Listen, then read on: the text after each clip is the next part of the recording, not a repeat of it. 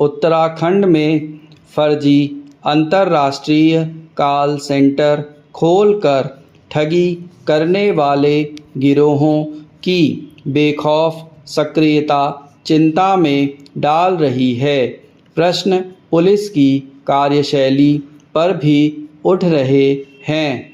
यह अलग बात है कि पुलिस महीने भर के अंतराल में ऐसे 3 गिरोहों का पर्दाफाश करके अपनी पीठ थपथपा रही है, लेकिन सच यह है कि पुलिस इन तक कब पहुंचती है जब वह इस आड़ में कईयों को ठग चुके थे। पुलिस का इसे उपलब्धि बताना उसका नज़रिया है, पर आम जन का मत है कि पुलिस अपनी जिम्मेदारी को ठीक से निभाती तो गिरोह का नेटवर्क बनाने का अवसर ही नहीं मिल पाता।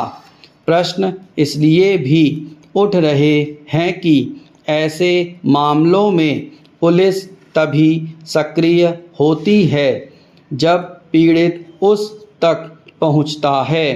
गिरोह के सदस्य स्थानीय युवाओं को नौकरी का झांसा देकर फर्जी कॉल सेंटर में रखते हैं और इसके बाद ठगी की घटनाओं को अंजाम देते हैं।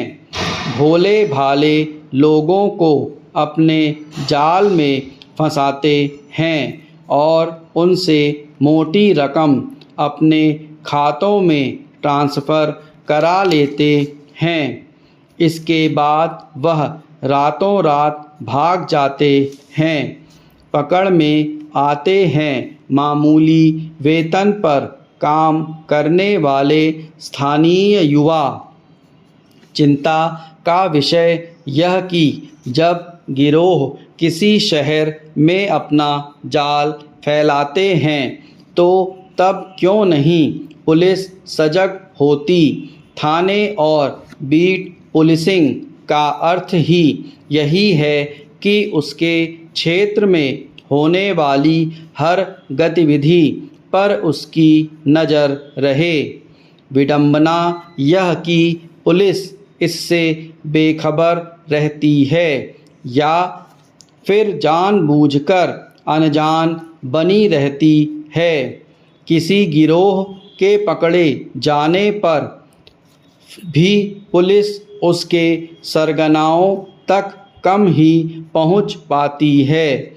इससे अपराधियों के हौसले और बुलंद होते हैं और वह नए नए फंडे अपनाकर ठगी करते हैं।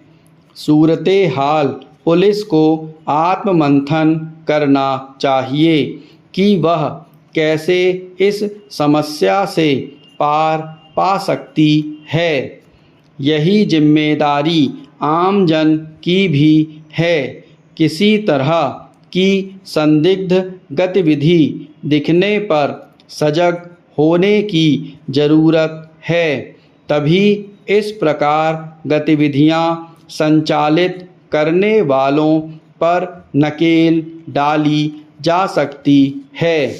भारत के त्रासद विभाजन का स्मरण करने के लिए 14 अगस्त को जब विभाजन विभीषिका दिवस मनाने की पहल हुई थी तो कुछ लोगों की ओर से उसका यह कहकर विरोध किया गया था कि बंटवारे के इतने वर्षों बाद इसका कोई औचित्य नहीं और उस त्रासदी को भूलकर आगे बढ़ने का वक्त है।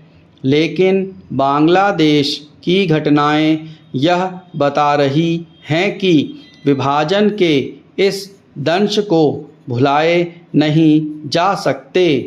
एक ओर बांग्लादेश के हिंदू दयनीय दशा में हैं और दूसरी ओर पाकिस्तान पोषित आतंकवाद भारत को क्षति पहुंचा रहा है।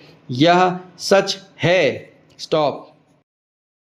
उत्तराखंड में